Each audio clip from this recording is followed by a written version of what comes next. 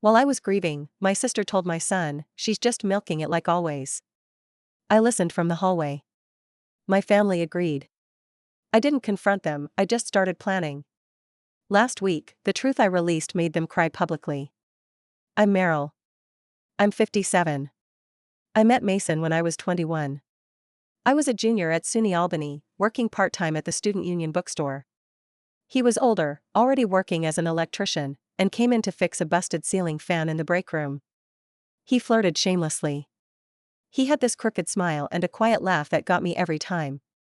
We started dating, married 2 years later, and moved into a small fixer-upper outside of Del Mar.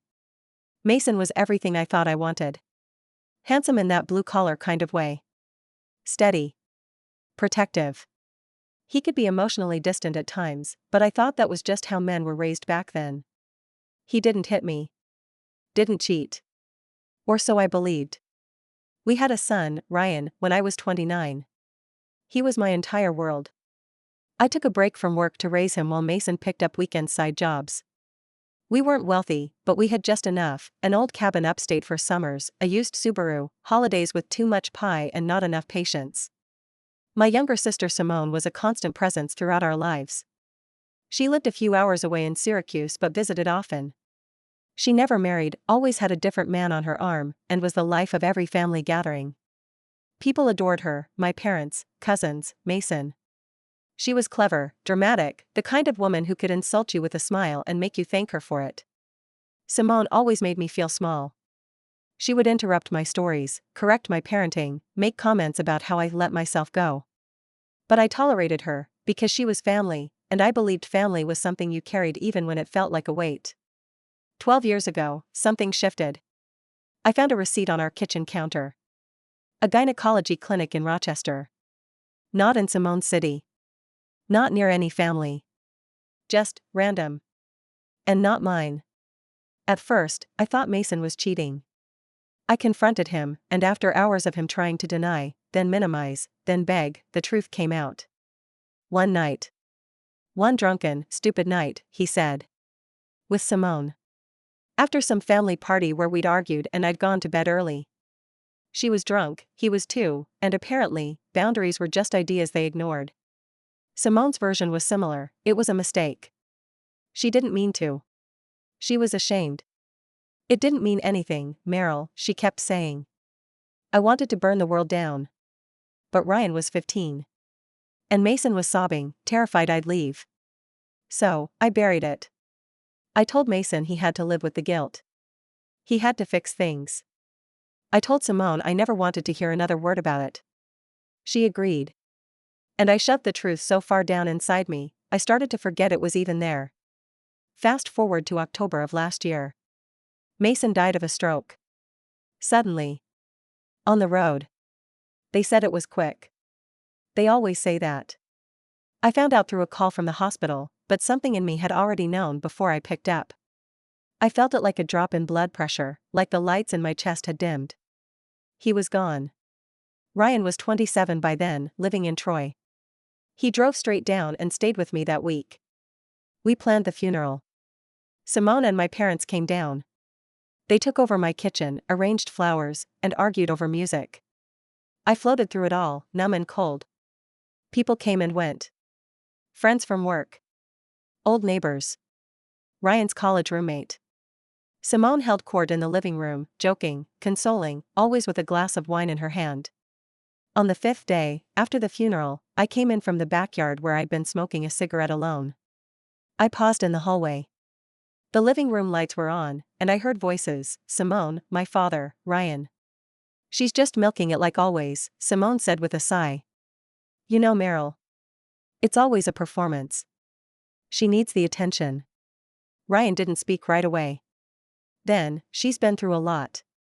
She's always been through a lot, my father chimed in. Laughter followed. Not cruel, but complacent. As if grief was a play I'd performed too many times. I stood in the dark hallway, hand still on the doorknob. I didn't move. I didn't cry. Something hardened inside me, fast and cold. I didn't confront them. I didn't slam the door and scream. I smiled. For the first time in weeks. Because now I had a reason. I had spent a decade protecting Simone's secret, preserving family peace. And they thought I was milking grief? They hadn't seen anything yet. I didn't know exactly how I'd do it at first. But I had the receipts. Literally. I'd saved the emails Mason sent me that week after I found out. Begging me to stay. Apologizing.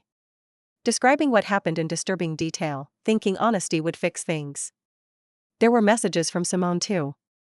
Her apologies. One message where she admitted, "I knew it was wrong, I just didn't think it would matter after all these years of you pretending your marriage was perfect." There was the clinic bill.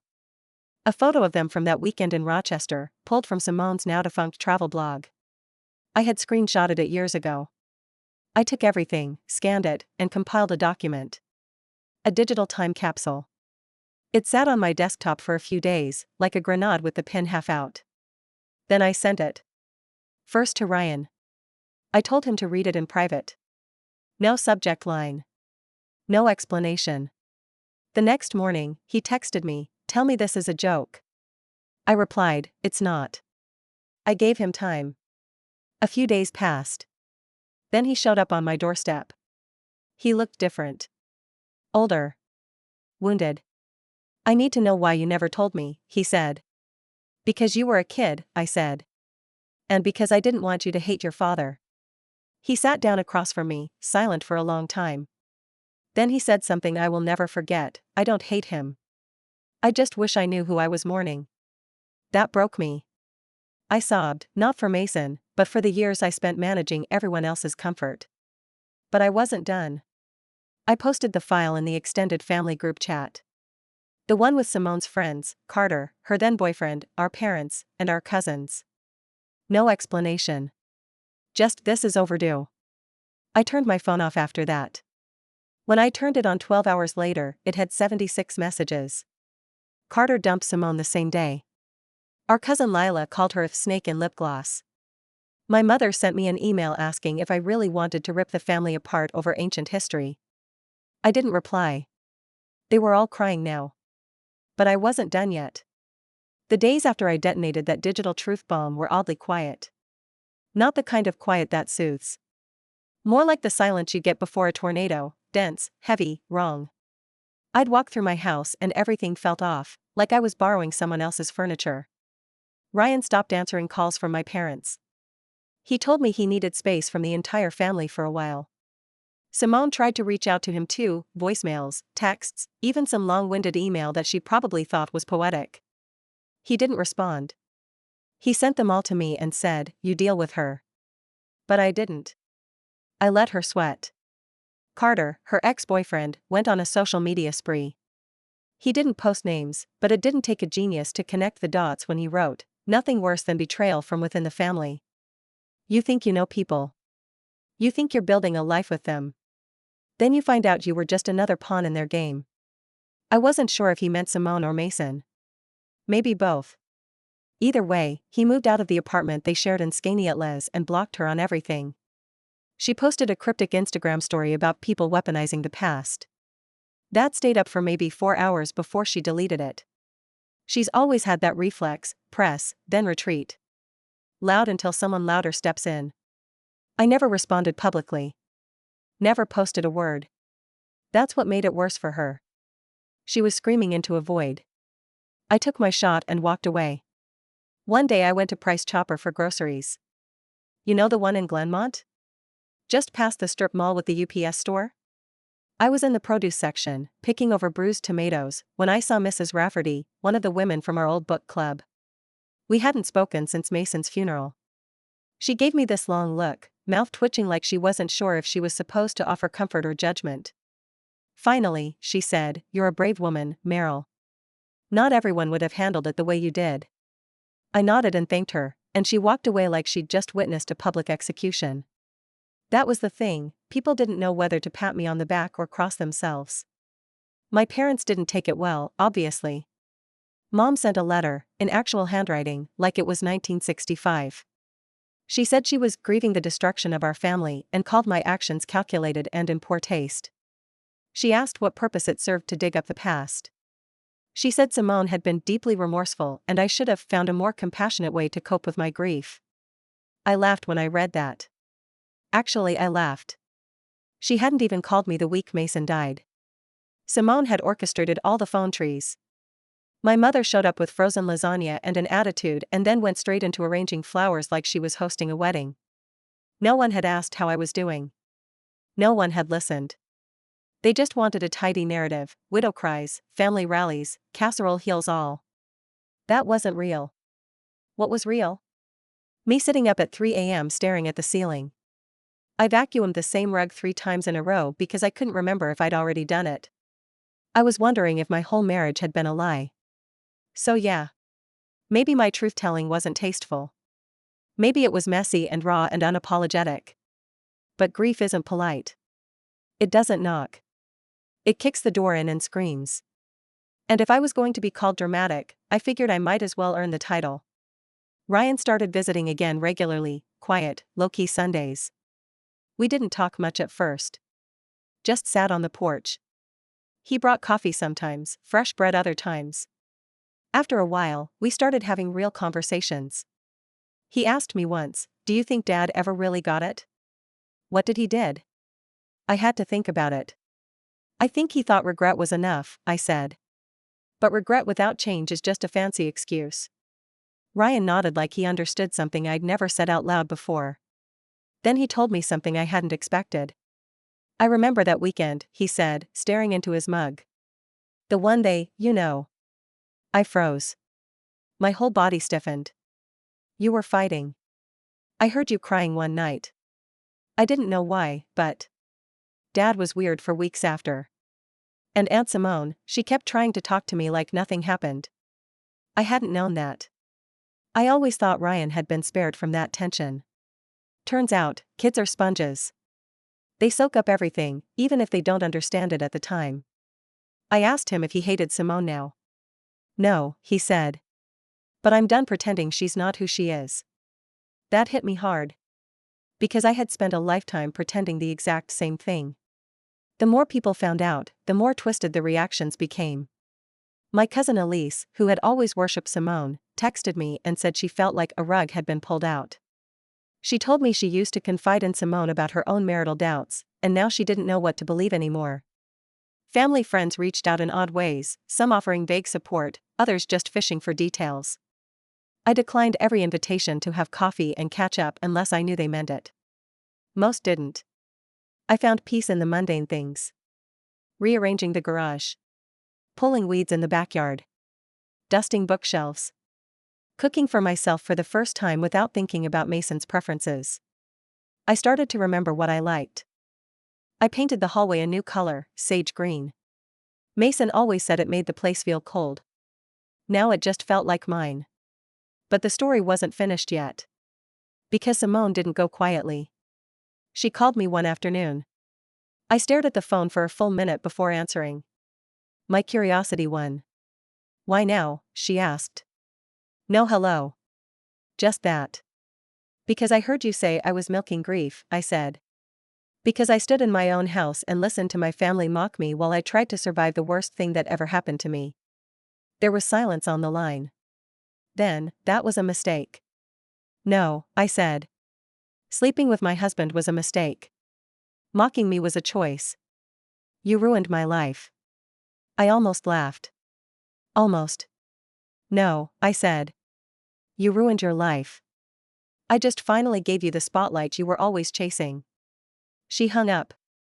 I haven't heard from her since. But it wasn't over. Not yet. The days grew shorter after that call with Simone. November settled in with its wet leaves, gray skies, and the kind of wind that rattles windows at night. I spent most evenings with a blanket around my shoulders and an old jazz station humming in the background. Alone, yes, but not lonely. There's a difference. I've learned that now. Simone didn't call again. Neither did my parents.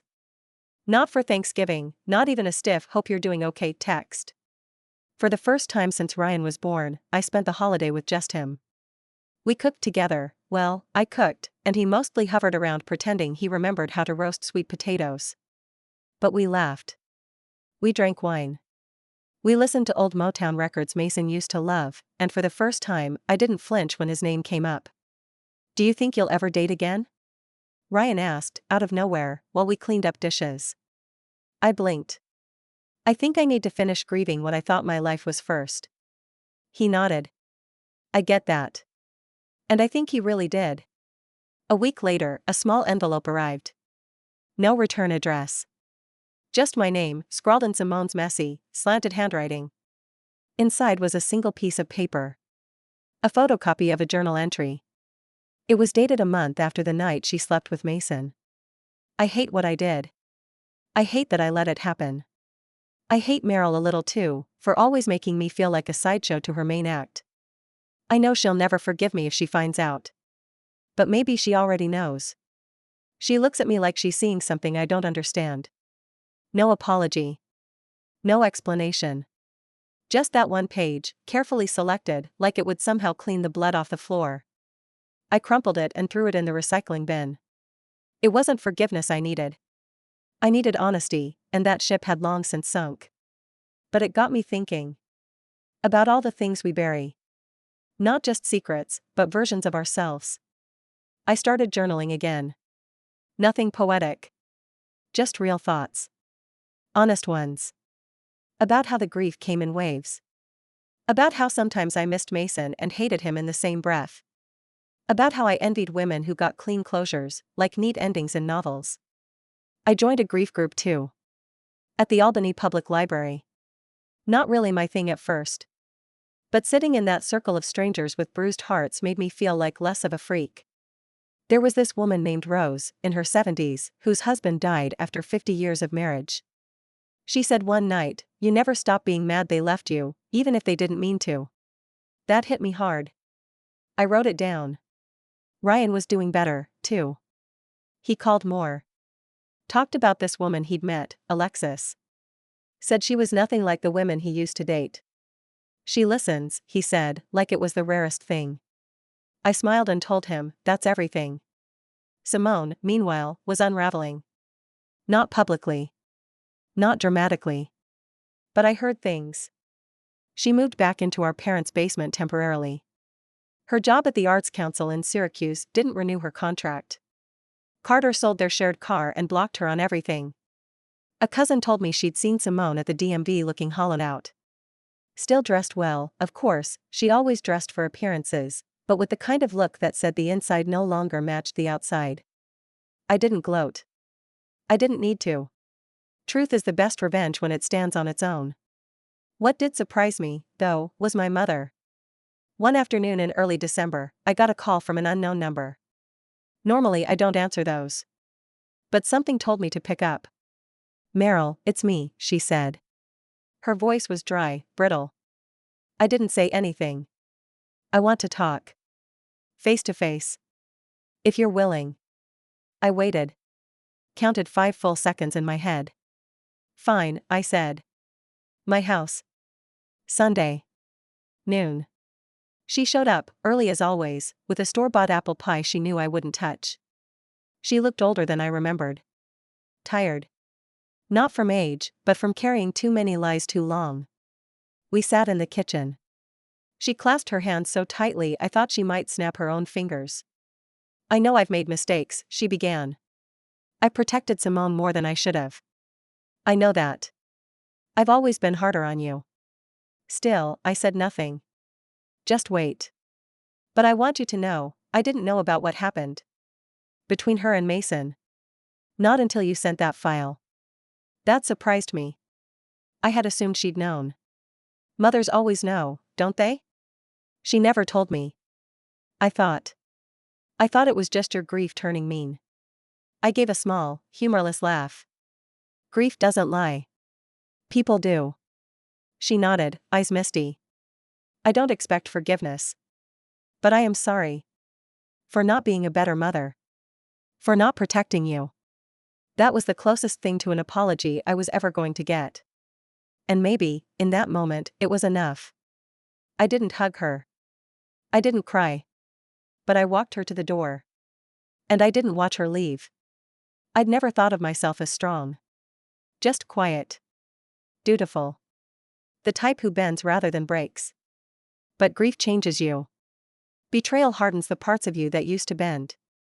And once you stop performing grief the way people expect, they don't know what to do with you. I didn't care anymore. I was rebuilding. Not from scratch, but from the truth. And I was just getting started. Winter came in quietly that year. The snow in Albany wasn't dramatic, just a light dusting that blanketed the lawns and rooftops like powdered sugar. I kept my boots by the door and my coffee pot full. There's a stillness to upstate New York in December that feels both peaceful and sharp, like the air is holding its breath. I hadn't seen Simone in person since that day at the funeral. But she was still out there, orbiting our fractured family like some ghost no one wanted to summon. My parents stopped mentioning her unless I brought her up first. Ryan told me she tried to connect with him again, through a letter this time, saying she wanted to rebuild what we've lost. He read it, then tossed it. No response. He said, she wants forgiveness, not accountability. Big difference. But the problem with secrets is they always echo. And Simone was still bouncing around, mutating. I could see it in the way people looked at me now, some with sympathy, others with embarrassment, and a few with the kind of wide-eyed awe usually reserved for survivors of shipwrecks. Still, something in me wanted finality. Not vengeance in the Hollywood sense. Not screaming confrontations or public takedowns. I wanted her to feel what I had felt. To be exposed not by fire or fury, but by her own reflection. I wanted her truth to become inescapable. Just like mine had been. That's when I had an idea. I knew Simone had applied for a position on the board of a nonprofit in Ithaca, Women Leading Forward. They focused on mentorship for young women in media and public arts. She'd mentioned it in passing to my cousin Lila, probably expecting the position to redeem her reputation and give her a new stage. I still had all the emails. All the journal entries. And now, a timeline that painted a full, honest picture. So I did what any grieving woman with a laptop, a printer, and nothing left to lose would do. I put together a packet. Not vindictive. Not messy. Just factual. A collection of materials outlining Simone's past with my husband, the messages where she admitted it, the letter she sent to Ryan trying to rewrite history. I wrote a brief cover letter, not emotional, just direct. This is submitted for your awareness. I believe in the mission of Women Leading Forward. I also believe integrity matters. I signed it simply, Meryl. Then I mailed it, anonymously, from a P.O. box in Troy. 2 weeks passed. Then I got a call from Lila.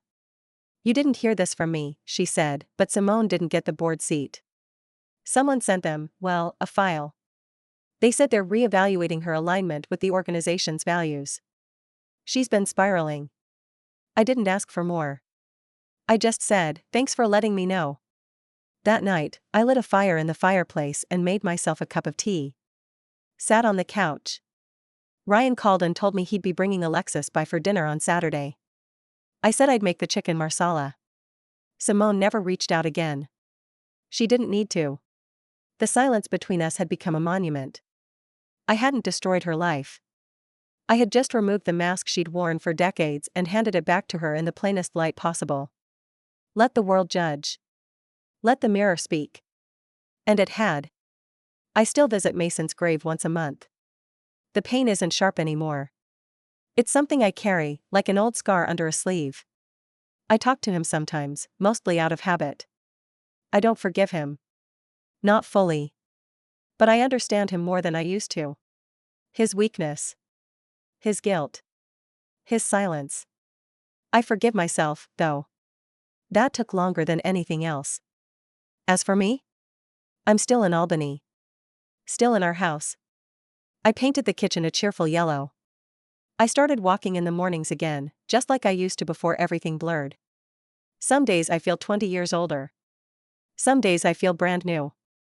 I joined a ceramics class at the local community center. My bowls are lopsided, and my mugs are too thick-lipped to drink from without dribbling, but I love it. Creating something from nothing feels sacred now. Ryan proposed to Alexis in March. They want a fall wedding. He asked me to help with the guest list. I asked, you want to invite Simone? He paused. Only if you're okay with it. I shook my head. Let's not invite the past to the future. He smiled. Fair enough. I didn't burn bridges. I just stopped building once no one else walked across. And in doing that, I found myself on the shore of something new. Not revenge. Peace. But it only came when the truth had its day. And I made sure it did.